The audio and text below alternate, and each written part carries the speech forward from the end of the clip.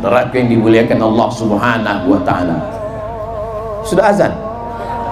Allahu akbar, Allahu akbar.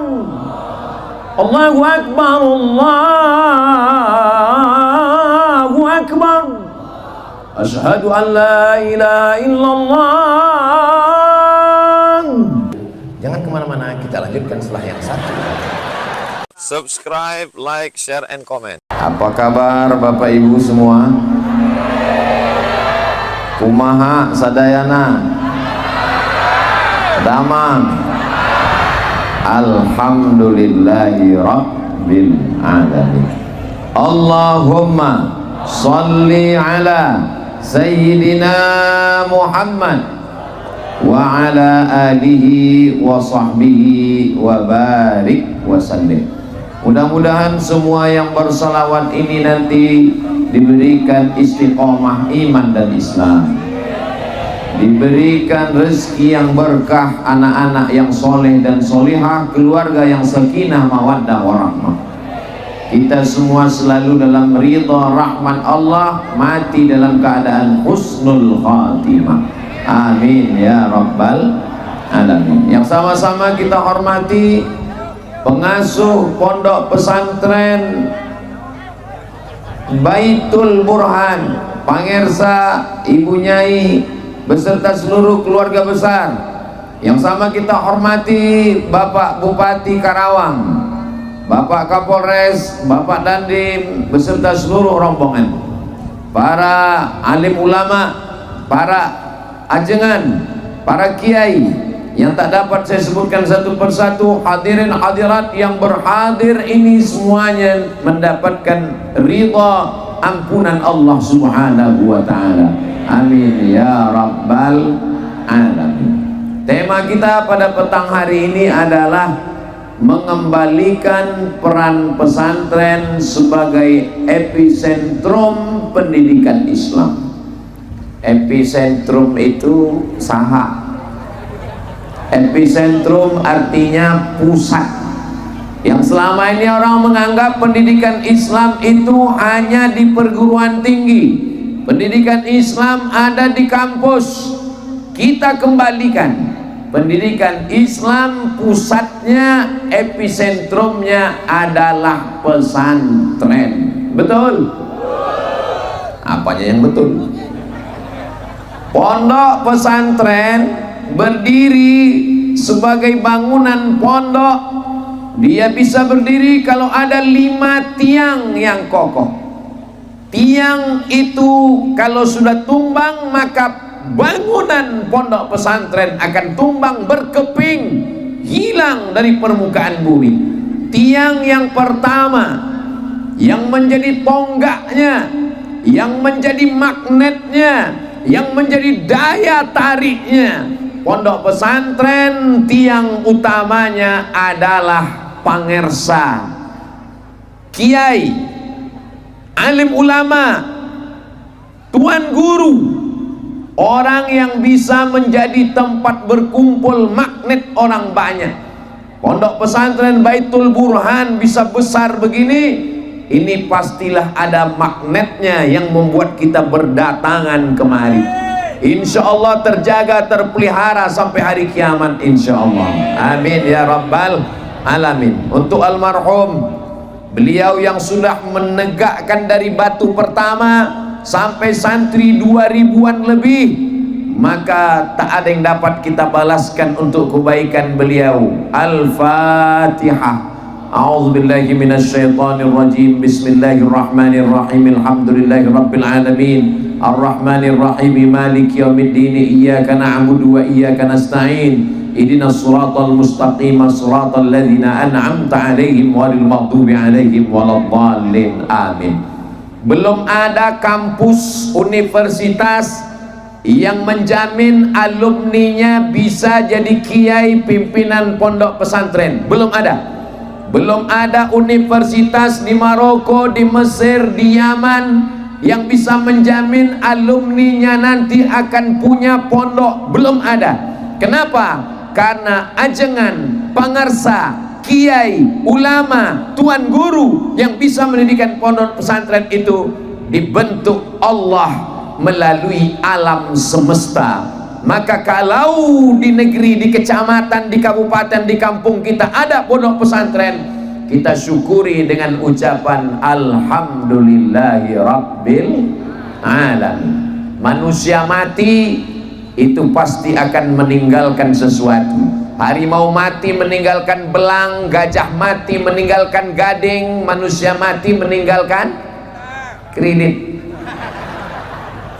Tapi beda dengan pangarsa, kiai, tuan guru, ulama, mereka akan meninggalkan pondok-pondok pesantren. Hadratus Syekh Hasyim Asy'ari pulang dari Makkah Al-Mukarramah. Hari ini kita lihat pondok pesantren Tebu Ireng tegak berdiri. Kiai Haji Wahab Hasbullah, pondok pesantren Tambak Beras tegak berdiri. Kiai Haji Munawir mendirikan pondok pesantren Krapyak di Yogyakarta, pondok pesantren Ploso, pondok pesantren Lirboyo. Ini adalah peninggalan-peninggalan para alim ulama. Datang dari kota Makkah Al-Mukarramah, turun ke Pulau Sumatera, berdirilah pondok pesantren 1912 Mustafawiyah, didirikan oleh Syekh Mustafa Husain. Datang dari Makkah Al-Mukarramah, turun ke Nusa Tenggara Barat, Syekh Zainuddin, berdirilah dia Nahdlatul Watan sampai hari ini. Mereka ulama-ulama yang tidak pernah mati dalam hati umat Islam. Orangnya mungkin jasadnya tidak ada, tapi dia tetap berdiri. Ini tidak bisa diproduksi oleh perguruan tinggi yang satu mata kuliahnya 16 tatap muka, 12 SKS, potong libur tanggal merah, dan berakhir dengan wisuda. Bukan mengecilkan kampus, banyak juga dari kampus yang bisa mendirikan pondok pesantren. Saya hanya ingin mengatakan bahwa mudah-mudahan anak-anak kita ada di antara mereka nanti yang akan menjadi pimpinan pondok pesantren, insyaallah. Amin ya rabbal. Sekarang banyak orang takut anaknya menjadi orang alim ilmu agama. Bahkan kalau ada yang meminang anak gadisnya, yang pertama dilihat, ditanya ijazahnya apa. SE langsung diterima, SH langsung, oh mohon maaf, SE Pak Bupati SE, SH langsung diterima, doktor langsung diterima, SAG dipending dulu. Padahal SAG yang mendirikan pondok pesantren inilah yang akan berjasa mendidik anak bangsa. Negeri ini merdeka karena pondok pesantren. Allahu Akbar. Ini Ustadz Somad ini ngomong enak aja. Negeri ini merdeka karena Bung Karno dan Bung Hatta. Negeri ini merdeka karena pejuang. Kenapa Ustadz katakan karena pesantren? Bung Tomo, Jenderal Sudirman meminta fatwa supaya masyarakat mau berjuang melawan Belanda. Kita belum punya tentara yang hebat, lalu siapa yang akan mengusir Belanda, Jepang dan komunis? Maka keluarlah fatwa pada tanggal 22 Oktober bernama resolusi jihad. Siapa yang mati melawan Belanda, dia akan mati syahid. Resolusi jihad 22 Oktober disebarkan ke seluruh penjuru negeri. Maka umat Islam tidak lagi takut terhadap kematian. Semuanya berteriak Allahu Akbar. Meletuslah perang 10 November yang diperingati sebagai hari Sabtu, Hari Pahlawan 10 November. Orang taunya Hari Pahlawan 10 November. Orang lupa 10 November itu berkobar karena pahlawan yang tidak takut mati. Siapa yang membangkitkan semangat tidak takut mati? Alim ulama dari pondok pesantren. Negeri ini merdeka melawan penjajah karena pondok pesantren. Allahu Akbar. Jadi jangan katakan pondok pesantren sarang radikal, kepala kau kena pukul. Pondok pesantren ini radikal melawan komunis, radikal. Ketika meletus 30 September, siapa yang paling dicari oleh PKI? Yang paling mereka cari adalah kiai, ajengan, pangersa, tuan guru. Mereka culik, mereka pancung, mereka bunuh. Kenapa? Karena mereka tahu magnet umat ini ada pada kiai, pada pangersa, pada tuan guru. Hari ini kita membuktikan di pondok pesantren Baitul Burhan, umat Nabi Muhammad berkumpul tumpah ruah. Kalau tuan pergi ke Makkah, jangan lupa ajak Bu Lela. Sudah lama Abdul Somad tausiah, hari ini jamaah mengintip dari jendela. Hai guys, Masya Allah, tabarakallah. Jadi kalau ada orang bertanya, apakah yang dikatakan Ustadz Somad, magnet itu masih ada? Apakah perekat umat itu masih ada? Apakah pengersa, ulama, kiai masih ada? Hari ini kita buktikan, orang masih datang berduyun-duyun ke pondok pesantren Baitul Burhan. Allahumma sholli ala sayyidina Muhammad wa ala ali sayyidina. Allahumma sholli ala sayyidina Muhammad. Kenapa Ustadz Somad tiba-tiba bersolawat? Karena saya melihat ada kotak yang lewat. Begitu melihat kotak lewat, jantung saya degupnya tidak normal. Itu maka saya bersolawat. Saya yakin Bapak Ibu juga merasakan perasaan yang sama. Nah, jadi tolong kotak itu diisi. Ibu-ibu yang belum bawa uang bisa diisi dengan anting, gelang, rantai, kartu ATM. Adik-adik yang bawa kotak naik ke atas, karena di sini banyak ikan-ikan hiu dan ikan-ikan paus. Yang pertama adalah pangarsa, kiai. Tiang yang kedua adalah masjid. Apakah Baitul Burhan punya masjid? Saya tahu, kelihatan menaranya, kubahnya megah, lengkap dengan lampu merah menyala di atas. Maka masjid. Kenapa? Karena pangersa, karena kiai, karena ulama membawa santri sholat berjamaah. Kiai sudah dulu bangun sebelum santri terbangun. Tengah malam diambil sajadah, dia membangunkan santri untuk sholat berjamaah. Bangun, sholat berjamaah. Kebetulan dulu kami membuat seminar di Maroko tentang peran pesantren dalam pendidikan Islam di Indonesia. Narasumbernya Kiai Haji Mustafa Bisri Gusmus. Waktu itu kami nanya, kiai itu siapa? Gus, kata beliau, man yanzuru ilal ummah bi'ainir rahmah. Orang yang melihat dengan umat ini, pandangannya pandangan kasih sayang. Sayang kepada anak-anak ini, jangan sampai sesat, jangan sampai kafir, jangan sampai murtad. Dibangunkan untuk bangun sholat malam. Apa beda kiai dulu dengan sekarang, Gus? Beliau menjawab, kiai dulu dia akan bangun lebih dulu sebelum santrinya, dan santrinya lebih dulu tidur sebelum dia. Tapi yang sekarang, dia tidak pernah mau tahu tentang santrinya. Di awal bulan dia akan nanya, siapa yang belum bayar uang sekolah? Bukan kata saya, kata Gusmus. Waktu seminarnya tahun 2005 di Maroko. Sekarang sudah 2024, 19 tahun yang lalu. Ini pondok pesantren bisa besar, megah begini.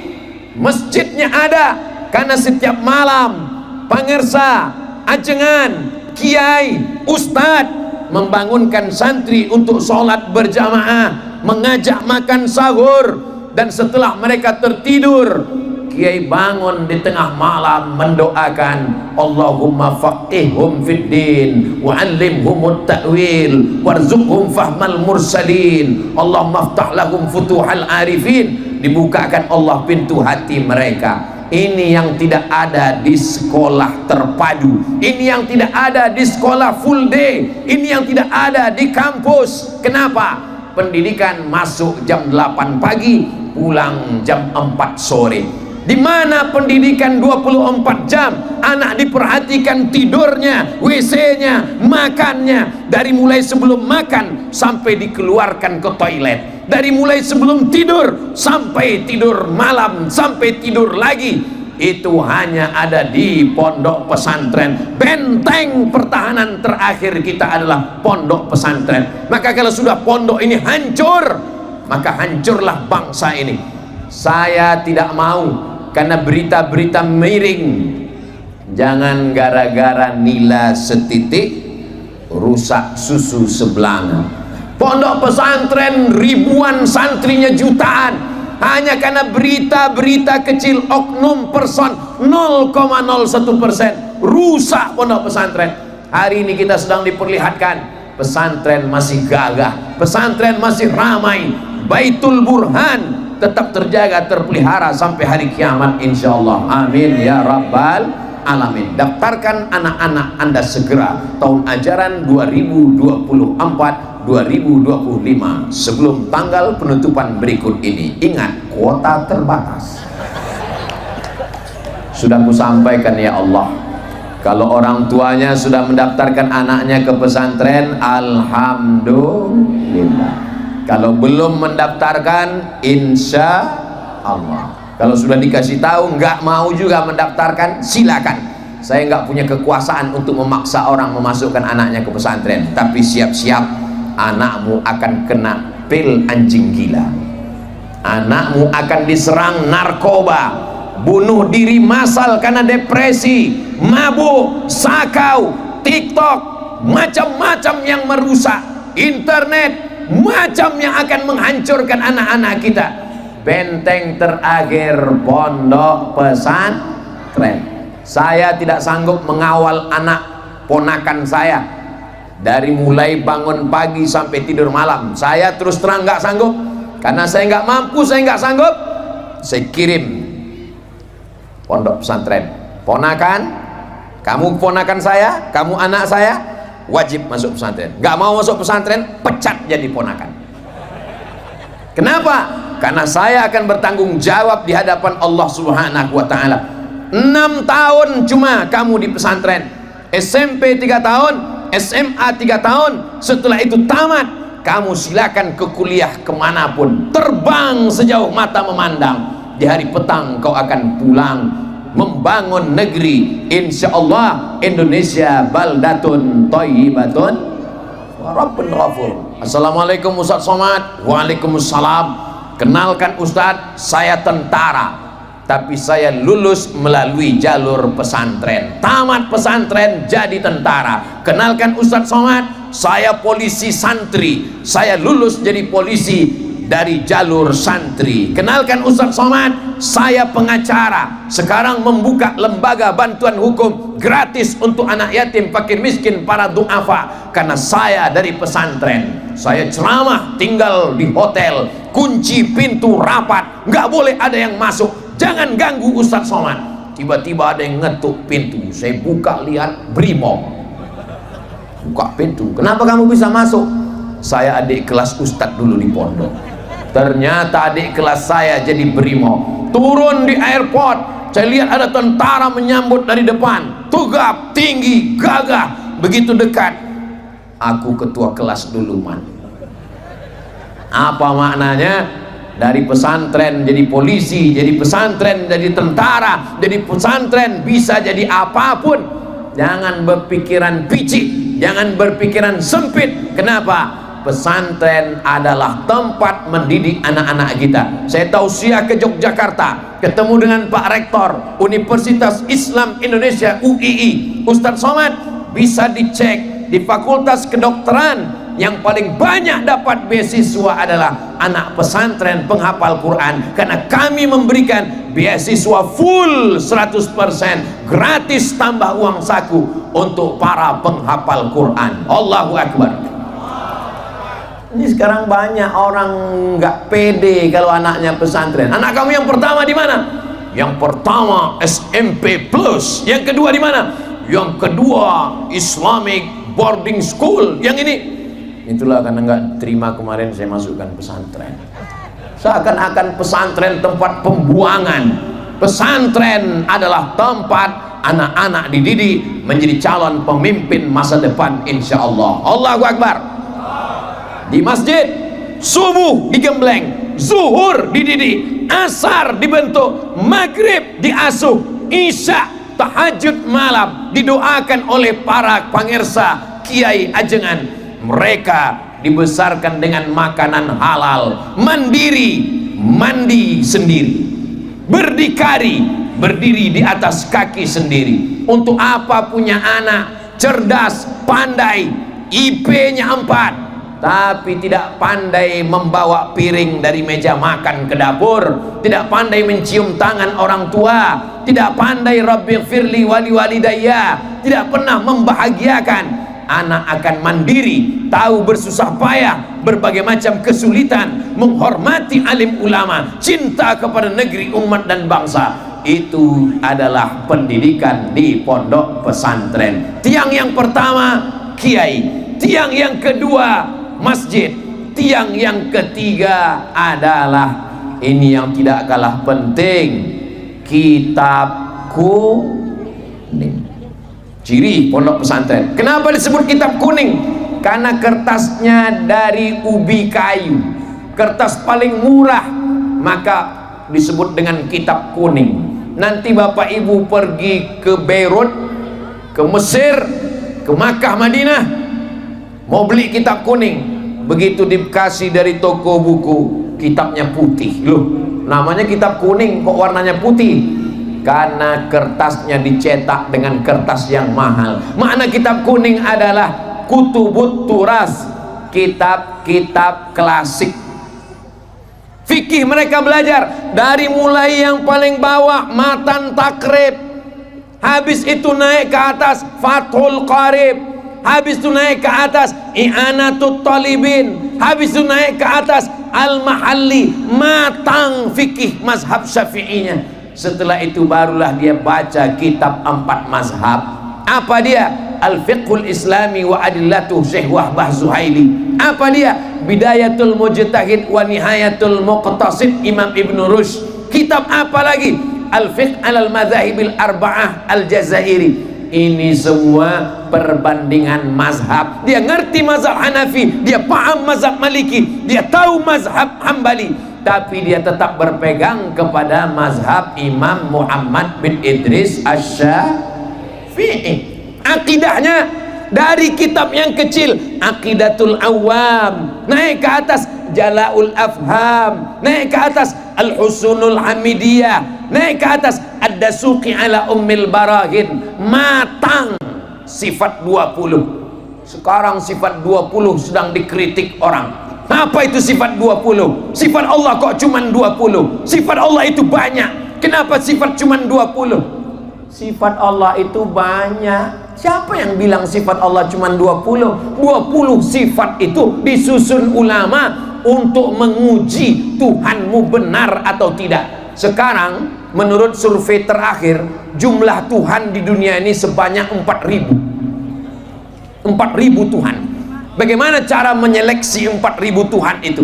Dengan sifat 20. Wujud qidam baqa mukhalafatu lil hawadisi qiyamuhu binafsihi wahdaniyah qudrat iradat.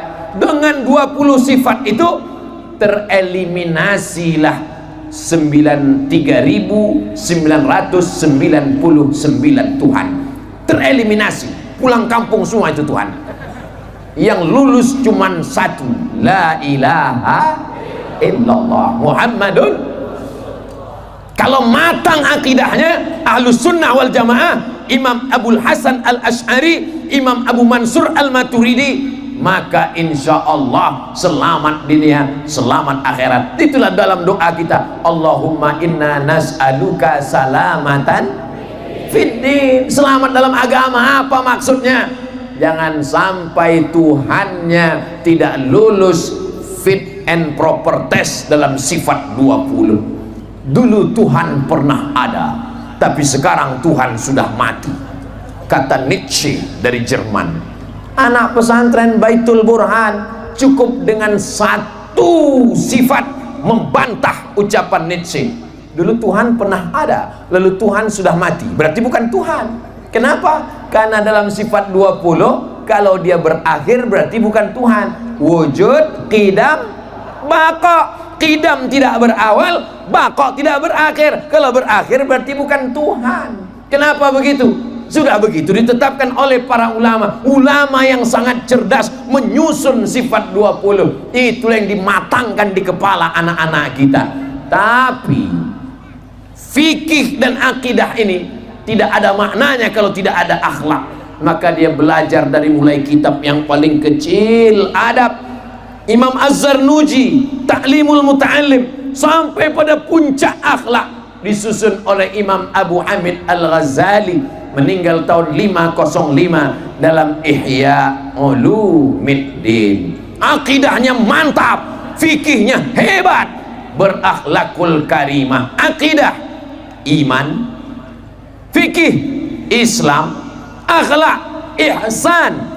Itulah makna pertanyaan malaikat Jibril, akhbirni anil iman, aqidah, akhbirni anil Islam, fikih, akhbirni anil ihsan, tasawuf. Man tasawwafa walam yatafaqqah, siapa yang bertasawuf tapi tidak fikih, faqad tazandaqa, maka dikhawatirkan dia akan zindik. Man tafaqqaha, siapa yang alim dalam fikih, walam yatasawwaf, tapi dia tidak bertasawuf, dia tidak berakhlak, dia tidak mengkaji ihya, faqad tafassaqa, dikhawatirkan dia akan fasik. Man jama'a bainahuma, siapa yang menggabungkan antara fikih dengan tasawuf, maka dialah yang benar mendapatkan taufik dan hidayah dari Allah Subhanahu wa ta'ala. Di pondok pesantren dibaca kitab-kitab kuning ini. Apa itu kitab kuning? Kami yang hebat, kami belajar bahasa Inggris, kami belajar bahasa Prancis, kami belajar bahasa Jerman. Betapa anak-anak kita di pondok yang belajar kitab kuning disepelekan, diremehkan. Padahal bahasa Inggris bukan menyepelekan, ini hanya sekedar mau perbandingan saja. Pergi, saya pergi ke pesantren Baitul Burhan. I'm going to pesantren Baitul Burhan. Go, goes, going, gone, when. Mohon Bapak Ibu yang dosen guru bahasa Inggris, kalau saya salah luruskan.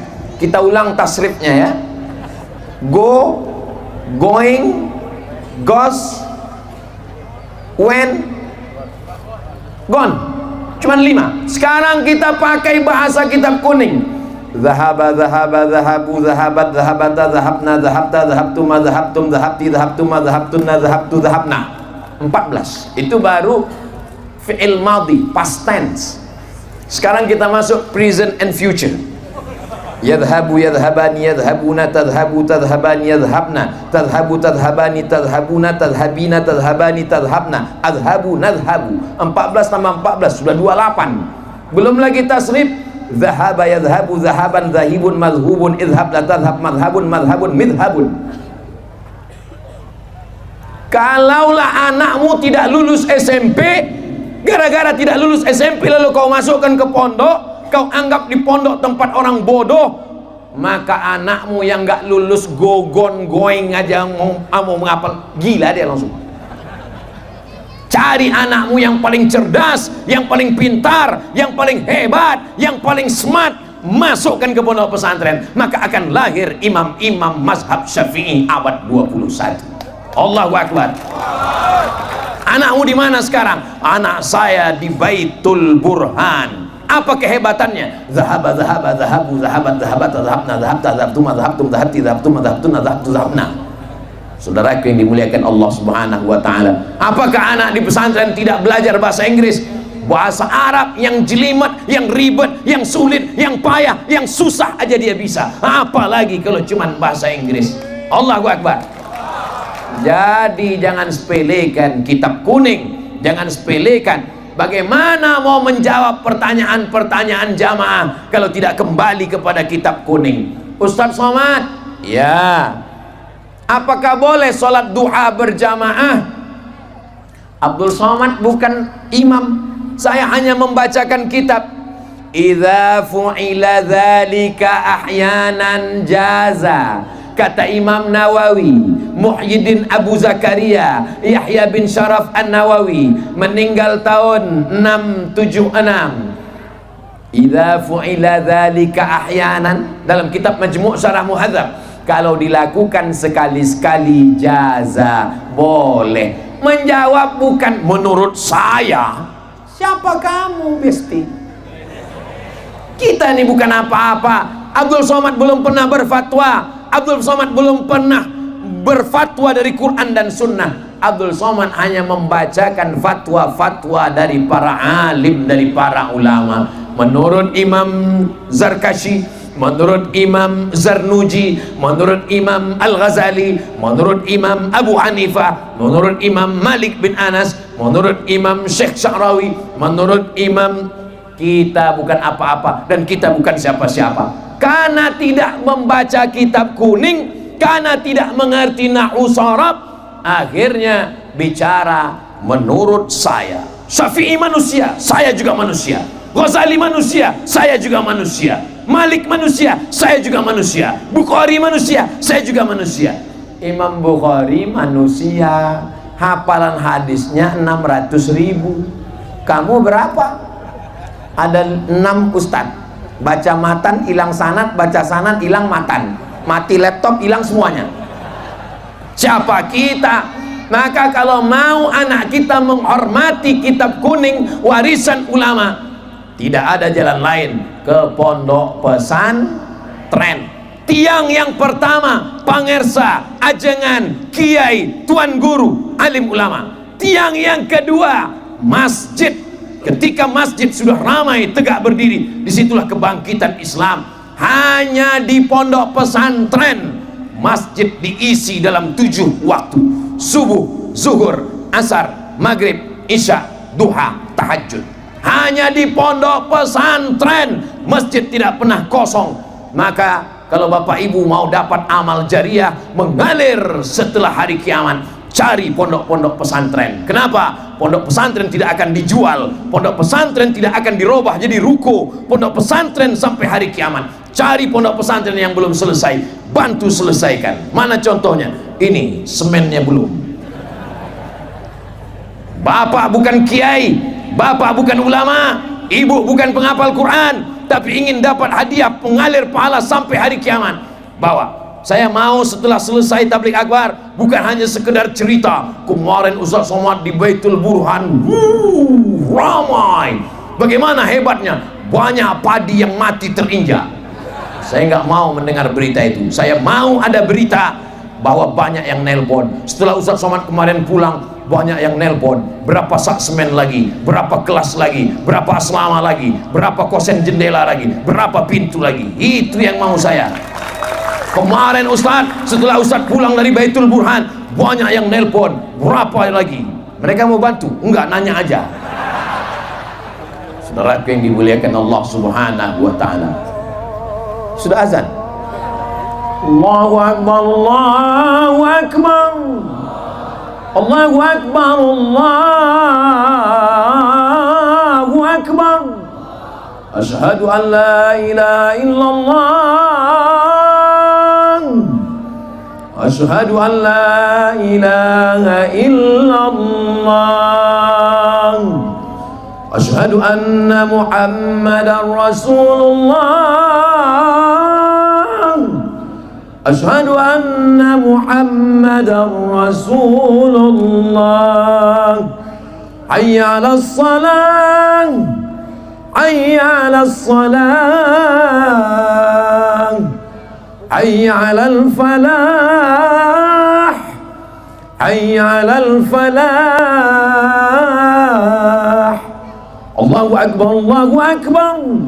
La ilaha illallah, Allahumma rabb hadhihi ad-da'wati tammah was-salatil qa'imah ati sayyidina Muhammadan al-wasilata wal fadilah wasyarafa wad darajatal 'aliyata ar-rafi'ah wa ba'athu Allahumma maqaman mahmudan alladhi wa'adta innaka la tukhliful mi'ad. Tiang yang pertama ulama, tiang yang kedua masjid, tiang yang ketiga kitab kuning, tiang yang keempat ada santri.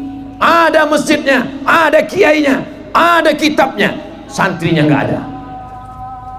Ustaz Somad itu tausiah nggak memperdulikan azan.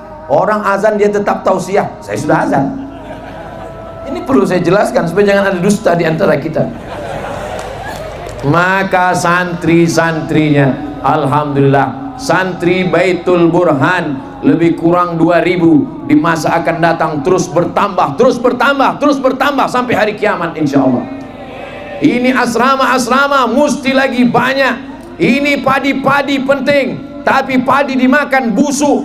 Ada yang tidak busuk, apa dia? Santri akan melahirkan para generasi yang membangun bangsa, akan menuntaskan masalah ekonomi, masalah politik, masalah sosial. Kenapa? Karena mereka belajar akidahnya benar, ibadahnya benar, akhlaknya benar, benteng ahlus sunnah wal jamaah. Yang terakhir, yang kelima, ada tempatnya. Karena kiai-kiai dulu mendirikan pondok pesantren, santri dibawa ke sawah, santri dibawa mengurus kambing, santri dibawa untuk berniaga berdagang. Santri tidak hanya sekedar mengajar, tapi juga belajar tentang masalah kehidupan. Belajar tidak hanya di kelas, tidak hanya baca kitab kuning, tapi juga belajar bercocok tanam, belajar berdagang, belajar berniaga. Itulah maka ada fikih muamalah, ada bayar zakat padi, ada bayar zakat emas, ada bayar zakat perdagangan, zakat tijarah. Kenapa? Karena mereka di tempat belajar tidak hanya sekedar kelas, tidak hanya sekedar kitab, tapi belajar pada kehidupan bermasyarakat. Itulah 5 tiang pondok pesantren. Mudah-mudahan kita bisa menjaga ini sampai kita mati menghadap Allah. Saya yakin dan percaya kalau saya mati menghadap Allah, santri-santri, para ajengan, para pangersa akan mendoakan. Di akhir majelis, mari kita sama berdoa kepada Allah. Mudah-mudahan Allah mengabulkan segala doa kita. Ala hazihi niyah wa kulli niyatin salihah. Al-Fatihah.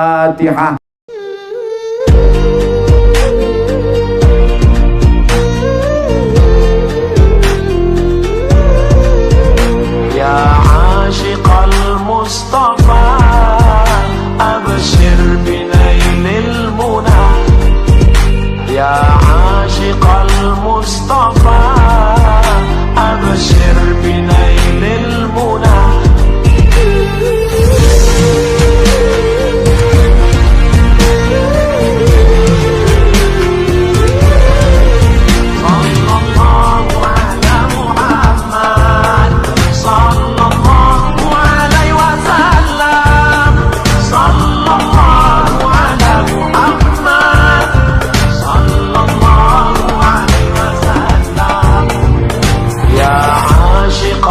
Mustafa abshir binailil